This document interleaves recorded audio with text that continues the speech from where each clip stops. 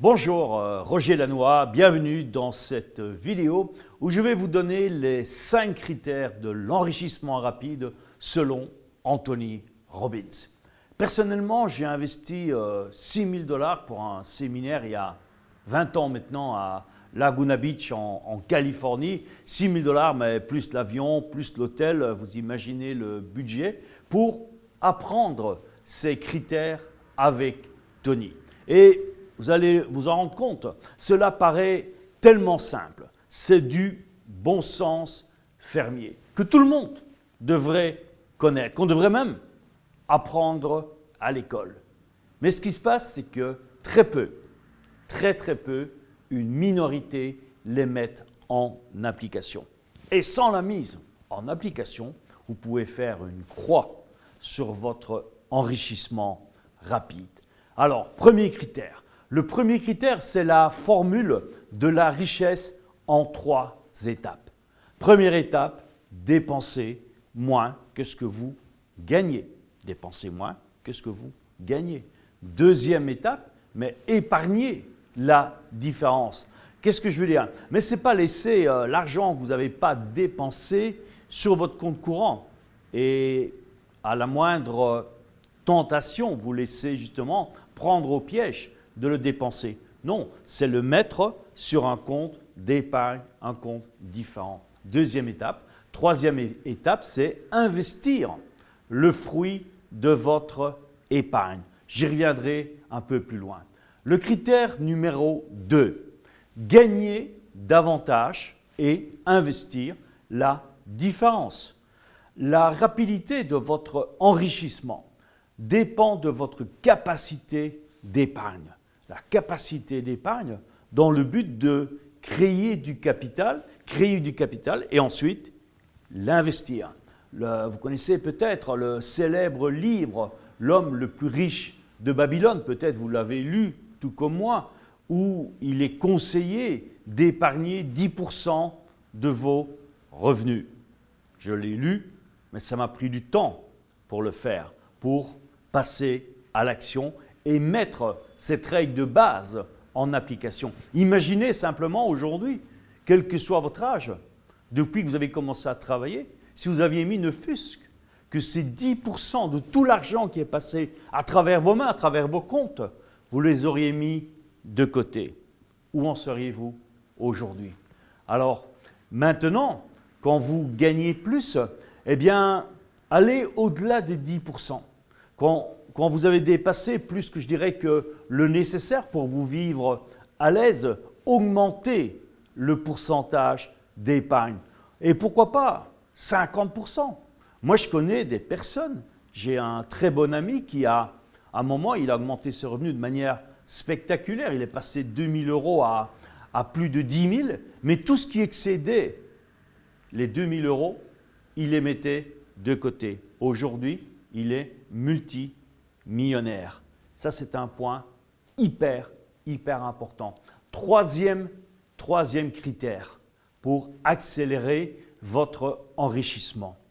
Mais c'est un peu l'inverse de l'autre, mais c'est ce complément. C'est réduire les frais, réduire les taxes et impôts pour avoir plus de capacité d'investissement et investir la différence. Ici, le but est de privilégier, encore une fois, au maximum votre capacité d'épargne avec votre focus, créer du capital pour investir.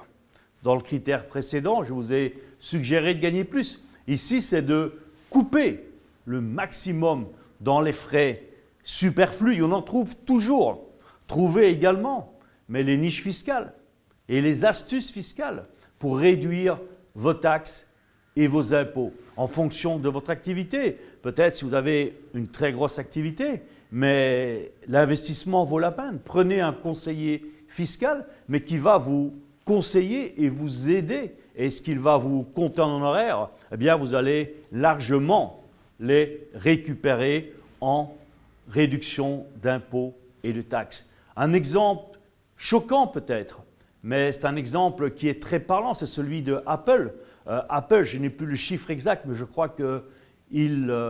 malgré que c'est une immense société, il se paye bien sûr les meilleurs conseillers fiscaux. Ils payent, je crois, entre 2 et 3% d'impôts sur leurs résultats. Donc, voilà un bon exemple à suivre, et cela, bien sûr, en toute légalité. Critère numéro 4, améliorer vos retours sur investissement.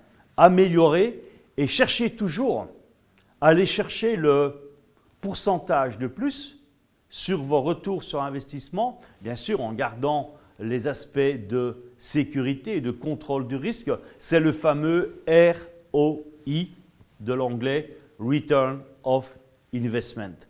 Soit vous vous contentez, comme beaucoup des gens, ils épargnent, mais ils laissent l'argent dormir sur des comptes, des livrets A à 1% et demi, je ne sais pas le taux aujourd'hui, ou sur des produits proposés par la banque où ça tourne aux alentours de 1 à 2%. Mais si vous restez à ce niveau-là, mais vous n'allez pas accélérer, mais ralentir votre enrichissement. La clé de ce critère, c'est d'apprendre et comprendre le jeu de l'argent et de l'investissement. C'est simplement un jeu. Il faut apprendre les règles et les mettre en application. Et là, vous pourrez passer à des retours sur investissement supérieurs à 10%, 20%, voire plus, au lieu de vous contenter de ce que la majorité se contente de 1% et un chouïa, voire 2% qui sont actuellement donnés par le système bancaire. Et maintenant, en tenant compte du fameux intérêt composé, l'intérêt composé, c'est quoi? Mais ce n'est pas de prendre les revenus de son capital pour les dépenser, mais c'est de réinvestir les revenus de vos investissements. Et je peux vous dire que sur 5 ans, passer d'un retour sur investissement simplement à 10%, au lieu du standard bancaire qui est en dessous de 2%, eh bien vous allez multiplier votre capital de manière spectaculaire et accélérer votre accès à la liberté financière. Critère numéro 5, changez votre style de vie pour vivre en dessous de vos moyens. Qu'est-ce que ça veut dire? C'est un peu le résumé des premiers critères. Couper les dépenses inutiles qui ne servent que bien souvent à nourrir un besoin humain, vous allez me dire, de reconnaissance et de se sentir important. Je me souviens à ce séminaire que j'ai fait fin des années 90 à Dana Point, Tony Robbins reprenait son exemple. Il disait, dès que j'ai commencé à faire de l'argent, je voulais avoir un avion privé. C'était mon avion.